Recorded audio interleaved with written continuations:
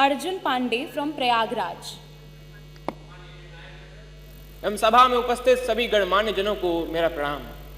जिस विधानसभा को आचार्य नरेंद्र देव, पंडित गोविंद वल्लभ पंत और चौधरी चरण सिंह जैसे नायकों ने सुशोभित किया, उस देश की सबसे बड़ी विधानसभा को मेरा सादर प्रणाम। मेरा नाम अर्जुन है, कक्षा 12वीं का छात्र हूँ। संविधान के 75 वर्षों की यात्रा पर बोलने हेतु तीर्थों के तीर्थराज प्रयाग से आपके समक्ष उपस्थित हूँ। यूनिवर्सिटी ऑफ शिकागो के प्रोफेसर टॉम गिन्सबर्ग ने 1789 के बाद लिखे गए 190 संविधानों का अध्ययन किया और पाया कि इन संविधानों का औसत जीवन मात्र 17 वर्ष है।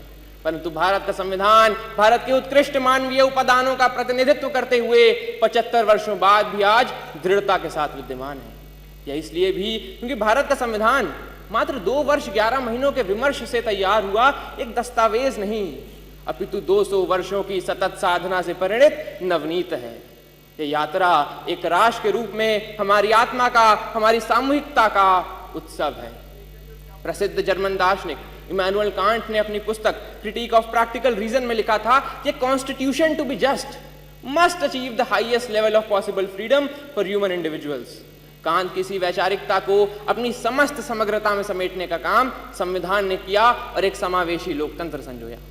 भारत का संविधान सिर्फ इसलिए बड़ा नहीं है क्योंकि इसमें 1.5 लाख शब्द हैं, अपितु इसलिए भी क्योंकि इसके पृष्ठों से महात्मा गांधी के हिंद स्वराज, भगत सिंह के क्रांति, अंबेडकर के सामाजिक न्याय और नेताजी बोस के संप्रभु और सशक्त भारत की आकांक्षाएं भी परिलक्षित होती हैं।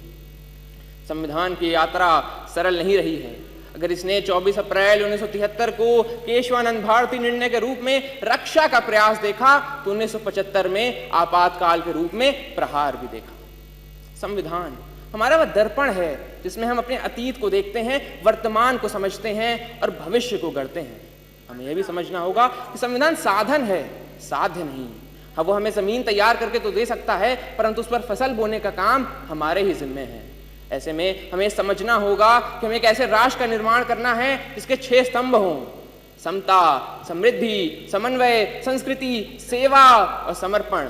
एक ऐसा भारत जहां हर व्यक्ति कह सके मैं भारत हूं और भारत मुझ में। जहां विश्व में तमाम जगह संवैधानिक मूल्यों के लिए, मताधिकार के लिए आंदोलन देखे गए, वहीं भारत में सहजता से प्राप्त मताधिकार एवं मौलिक अधिकारों ने शक्ति का संचार किया। हमारा ये कर्तव्य है कि हम एक ऐसे राष्ट्र का निर्माण करें जिसमें हर हाथ को अवसर मिले, हर सपने को ऊंचाई मिले और उसे पूरे करने का नैतिक साहस मिले। अंत में इतना ही कि हमने तहरीर की है कागजों पर सदियों की बातें, हमने तहरीर की है कागजों पर सदियों की बातें। संविधान यूं ही नहीं, हर लफ्ज में एक कौम की सांसें। धन्यवाद।